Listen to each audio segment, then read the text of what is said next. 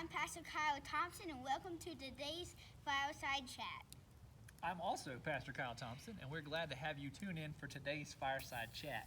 We have a question for you. According to Harvard Medical School, there's one thing that we can all do that will decrease our levels of stress and anxiety. It also reduces substance abuse, tobacco use, eating disorders, and teen pregnancy, while raising our levels of resilience and self-esteem.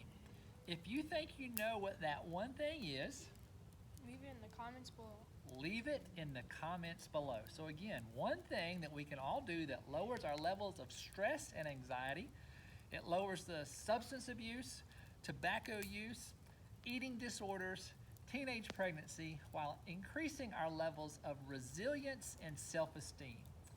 What do you think it is?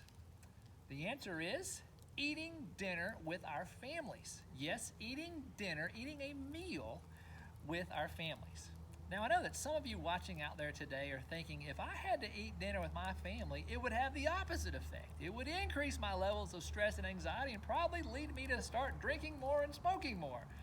Well, of course, we like to kid about how sometimes our families drive us crazy, but I do think that Harvard Medical School is onto something. Because when you read the Bible, you can discover that God thinks that eating together is something that's very special. We see that Jesus ate all the time with his 12 disciples and would even include crowds of over 5,000 people that he and the disciples fed. He, of course, had his Last Supper with the disciples. It was a very pivotal moment in our theology and our history as Christians. Jesus also talked about the kingdom of heaven, comparing it to a great banquet. The early church, in the book of Acts, it says that the early church came together in people's homes to break bread, to eat together, even as they received the sacrament of Holy Communion. And we see in the book of Revelation, the last book of the Bible, it says that we're going to have a chance to be a part of a great heavenly feast, a heavenly banquet. So the Bible is all about eating together because there's something special about sharing in food together with one another at the table.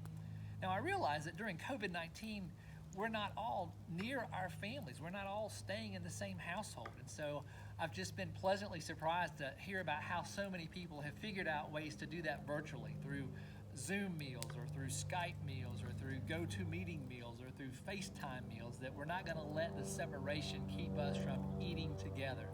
My own family has been eating many more meals together than we ever have before. And while sometimes it can be a little stressful, for the most part, it's been a great thing for us that we hope to carry forward when all the social distancing is over. So again, Harvard Medical School is teaming up with the Bible, saying it's great to eat together with people that we care about. So if you're able to physically do that, please do so. If you're not, be creative. Maybe use some technology to schedule some mealtime together, and we can all look forward to when social distancing is over, when we can gather together around the table as a church family.